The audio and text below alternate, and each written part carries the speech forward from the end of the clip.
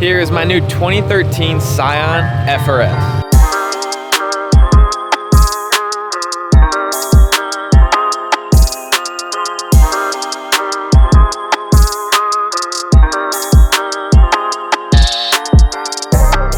Now you guys may think this car looks almost finished, but trust me, this thing is far from being completed. And I'm going to show you guys the reasons why, and this is going to be the new build for the channel. A lot of half-done things on this car. I bought the car off a buddy who gave me a deal I could not say no to. I originally was saving up to buy the new GR and the new BRZ, but he gave me an offer I couldn't say no to on this thing. And I've always liked the Gen 1s. I just figured since the new one's out, I'd buy a new one, but this thing has some tasteful parts already on it. As you can see, it has the Pandem V3 Widebody kit on it. It's also already bagged on airlift 3P management. Other than that, that's about all it has for the exterior besides this wrap, which the wrap needs to go. It's not the best quality install, and it's all stained and everything, so I think it's time for a new wrap on it. The car might have some suspension arms on it too in the rear, I think he said. But other than that, that's about it. And these little fins in the front, I don't know what they're called. Fender fins? I don't know. New to all this. But the car does not have headlights, so that is a need. We need to get headlights. And it's just currently on stock wheels. Let's jump into the interior, what is left of it anyways. As you can see, it has a seat, which this is actually not the correct seat. This is the passenger seat. Everything else in here is pretty much stock. He did leave me the brackets. I already have seats for this car, but it'll be in another video. And he left the harness bar. So all I needed was seats and harnesses. The car only has 60,000 miles on it. It is a 2013, like I said. The interior is pretty much stock. There ain't really nothing to it. I really want to get one of those eye-doing head units. I just think they look so cool and such a great upgrade for these cars. But first, I'm gonna start with the seats. So this car does have a rebuilt title. He bought it from Copart, I believe, and he fixed it. But he was missing a few things. This is where the bad gets into the video. The car was hit in the driver's door, and there's a dent here, and part of the rocker panel is all dented in. It really doesn't look that bad, as you guys can see. I mean, there are dents and half-done Bondo job, and same thing under there. It's kind of like a half-done Bondo job where he just threw it on there just to cover with the kit. I'm gonna go back through, and basically, I'm gonna pull what I can, finish this filling job, and have my buddy paint this whole thing the original color. I'm not going for like blending perfectly, but I want it to at least look nice so when the doors open, it'll also be the OEM color. And since we're on to the bad things about this car, if you look under there, I don't know how well you'll be able to see it, but they were never welded or sealed, which he didn't drive this car in like the rain and stuff. But what are you doing? We gotta get that thing sealed up ASAP.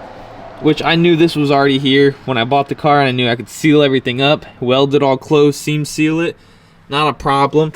But if you're gonna do like a wide body, make sure you guys are doing it properly the first time, because you don't want that stuff going up inside your quarter panel and rusting out from the inside. But the main reason I even bought this car was because, one, obviously it was a good deal. It was from a buddy. It had 60,000 miles on it. He said it was regasketed, and it already has a lot of good parts on it. There's obviously a lot of stuff that can be changed and will be changed. So this car will not look like a finished project that I took over. I don't like buying other people's builds really, but it was someone that we knew. It was a buddy. He was kind of just over it, lost motivation, and I kind of wanted to buy it and bring it back to life and give it the love that it deserved, and just basically do everything correctly, go back over everything, like make it all look nice. And the reason I really wanted a first gen, if you guys know Street Hunter Designs, they came out with an amazing wide body kit for the first gen, which I'll pop up right here. It gives it a perfect facelift. Granted, I love the Pandem look, but so many people have the Pandem wide body kit. The car also has unequal length headers and I believe an NVIDIA catback. Don't quote me, but I'm pretty sure. I want to hear what you guys think. Do you guys think this was a good purchase?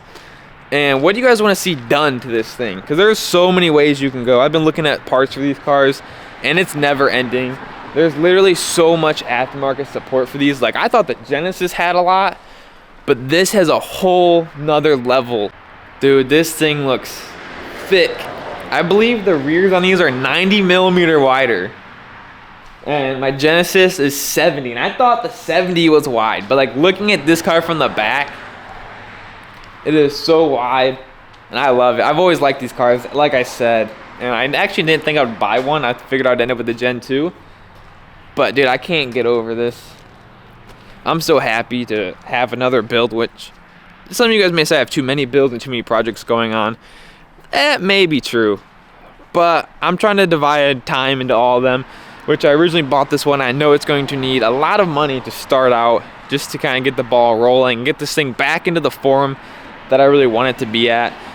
And for anyone that's wondering, this is not going to be a big camber build. I have the Cruise, which is a pretty reasonable amount that I can drive every day, but it's static, so you always got to watch where you're going. And I have the Genesis, which it's pretty extreme. I ride on the sidewall. I don't get that many miles out of the front tires, even with an alignment. The rears last a while, but this is not a practical car that I can just hop in and go rip around in, which is what brought me to buying another car. The whole reason I wanted a third car was to make a car, I'm not saying it's not going to have no camber, but I wanted to have minimal camber where it's going to be a car I can just hop in, go to work, hop in it, go cruise with all the homies, and not have to worry about tire wear and all that other stuff that comes along with a big camber. I want to stay 10 or under, which I know 10 is a lot to some of you guys, but I'm talking air out camber. So obviously when you go to ride height, it'll probably be more like 7, which with a big tire like this, it'll not be as bad. And that's if I even go to 10. I'm still trying to figure out what specs and wheels I'll end up wanting to buy. We're gonna have videos rolling out of starting the build on this thing very soon. So if you guys are new, make sure you guys hit the subscribe button and like this video if you guys are excited to see the journey of this build. And I'll see you guys in the next one. Stay Stancy.